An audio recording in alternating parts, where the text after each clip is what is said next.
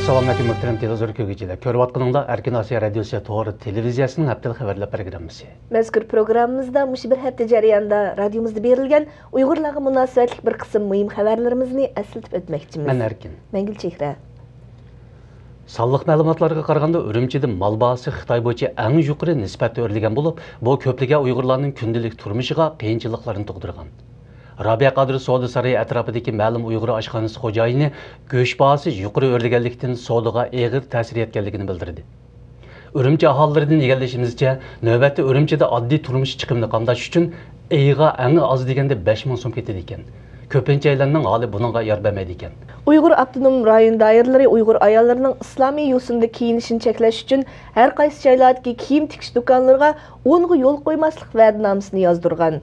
Bu haqdagi inkaslarda ma'lum bo'lishicha, va'danomada hijob tusidagi kiyimlarni tikib setishga yo'l qo'ymaslik, chumbal atgan va soqol qo'yganlarni yollab ishlatmaslik qatorliq mazmunlar bor ekan.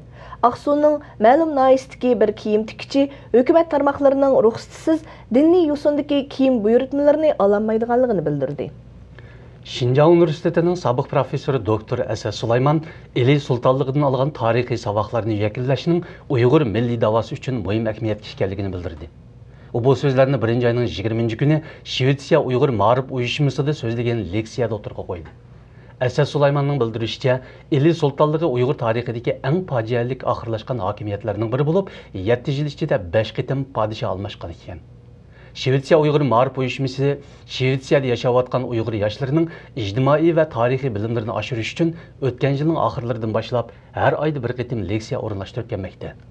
Biz egallagan uchurlarga qaraganda Uyg'ur Soft şirkati torbeti taqilib 19 yanvardan boshlab ochilmagan.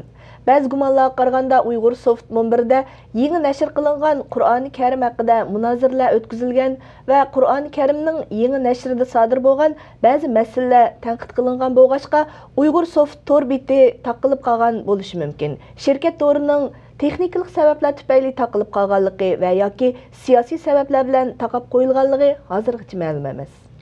2013 yılı 1-oyning 19-kuni İstanbul'daki Sharq Turkiston vaqfining rahbarlik hay'ati qayta saylab chiqildi. Bilet tashlash natijasida Aksar Saka xonim yuqori ovoz bilan vaqf raisligiga, Abdujalil Turan apandi muavin raislik saylandi. Yig'inga 21 qurg'uvchi a'zodan 11 kishi qatnashdi. 5 qurg'uvchi a'zo vakolatan xatab etdi. Sharq Turkiston vaqfisi Turkiyada eng burun qurilgan Sharq Turkiston tashkilotlarining biridir. 24 yanvar Yevropa parlamentida dunyo bo'yicha izdiraksiz g'oyib bo'lganlar masalasi haqida ochilgan yig'inda Uyg'ur g'oyiblar masalasi o'tirib qo'yildi. Yig'inda Dunyo Uyg'ur qurultayining muavin raisi Ömer Qanat Uyg'ur g'oyiblar haqida umumiy ma'lumot berdi. Yig'inda g'oyiblardan asosliq Imom Mehmet Ali, Olim Rozi va Nabijon Ali qatorliq 3 nafar g'oyibning ahvoli tafsiliy suratlik tunishtirilgandan boshqa g'oyiblar oil tavobatlari uchrayotgan zulmlar haqida ma'lumot berildi. Yig'inni Yevropa parlamenti kishilik huquq komiteti bilan Vakolatsiz millatlar tashkiloti birlikda uyushtirgan. Muhtaram televizor ko'ruvchilar, yuqorida Erkin Asiya Radiosi To'g'ri televiziyasining haftalik xabarlar programmasini ko'rdinglar. Kelar hafta ko'rishguncha omon bo'lgaysizlar. Xayr xo'sh. Xayr xo'sh.